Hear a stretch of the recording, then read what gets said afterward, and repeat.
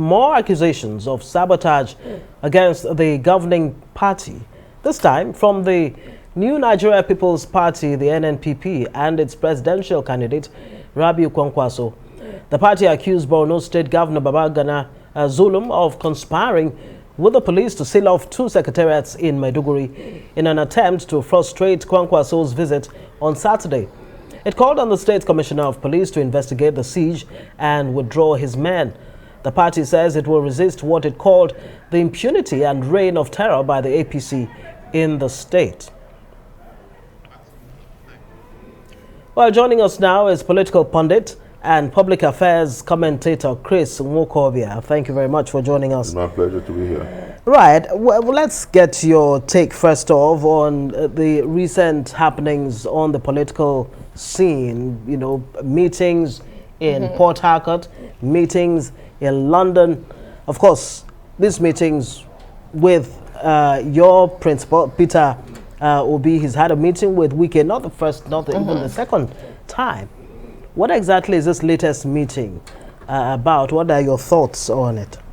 Interestingly, let me say that Governor Nyesom Wike has become a very strategic bride for 2 reasons. River State is one of the highest in terms of voter number. And then number 2, which is very important for listeners to note, is that amongst the 36 governors, Wike stands out as one of those who have done or performed the best. So PDP will need him to add color and credibility to their campaign. APC will need him to add color and credibility to their campaign. But I think that there is a question mark on the conscience of Wike. Wike is bordered by the fact that rather than think of a new order, the PDP went the way of gerontocracy. And instead of perhaps palliating him by going with him as vice presidential candidate of the PDP, they lost that opportunity. And so Wike is saying, I couldn't have done so well in River State and leave Nigeria to hazards and guesses and conjectures. I'd rather check the cards and make the best decisions. And I think that the reason Wike hasn't decided whether to go with either of the 2 big parties is because tied to his conscience is ensuring that what he has done in River State is done in the Nigerian project. Yeah, but he's also meeting with the Labour Party. No, I'm coming there. That's why Wike has met with Peter Obi. Right. And that's why Wike again and Peter Obi, including the former President Obasanjo, have met in London. And I'll tell you why. For Obasanjo and those who are supporting the candidacy of former Governor Peter Obi, what is at the core is that whatever they've done with Nigeria, in law there's something we call the dying man's declaration. It comes to a point where you want to remedy whatever wrongs you have made.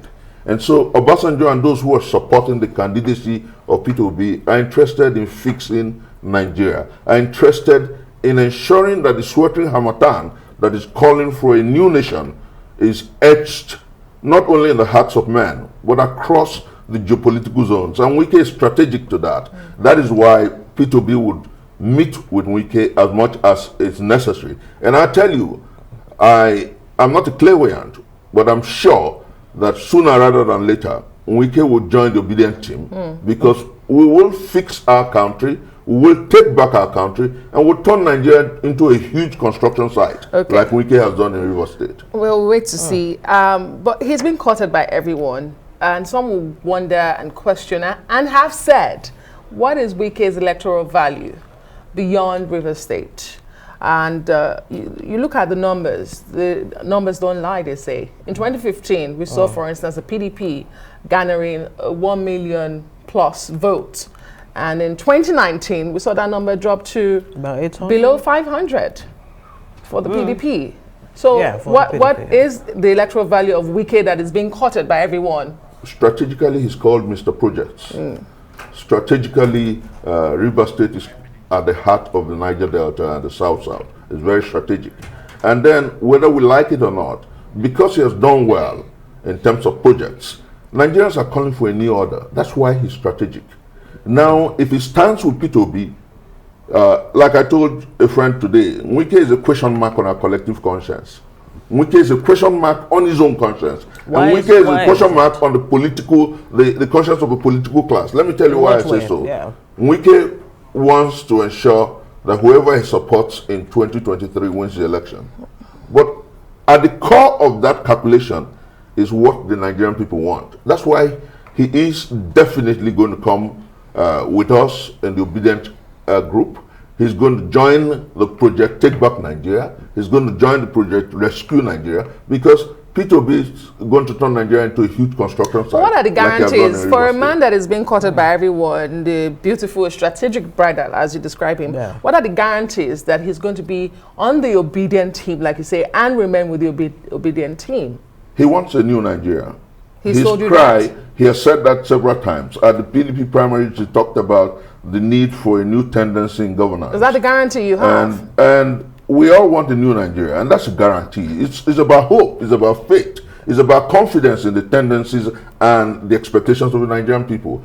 I've told people that the reason the Obidient movement is monstrous is because it is not necessarily about an individual, it's about zeitgeist, the spirit of the time. We must take back our country for good. And Wike has that tendency. He has done that in Rivers State, and Obi is not going to let him be. Obasanjo won't let him be. The Obidient group won't let him be. He will come join us to fix our country. When you say take back our country, when you see the theater where all of this is playing out, it's still the same old order. We're still calling the same names that have been there since Nigeria gained independence. Really, how much has really changed? And take Nigeria exactly from who and hand over to who? A new tendency from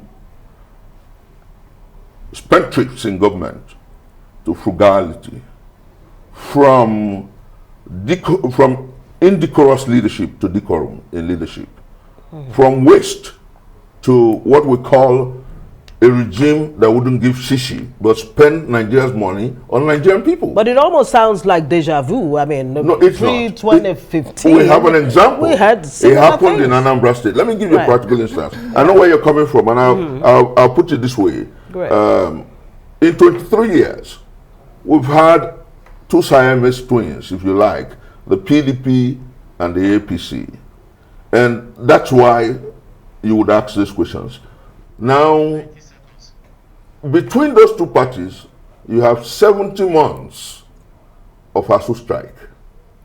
Between those two parties, you have comatose power supply.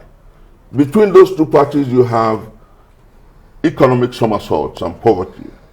Now, Nigerians are saying, and that's why I said, it's a call for a new order, that after 23 years, we must take back our country for good. It's interesting because your principal has twice been a party member of one of the Siamese twins you talk about. Right. Let me say clearly, he was a governor. When he was a governor for the 2 terms, he was an APGA governor.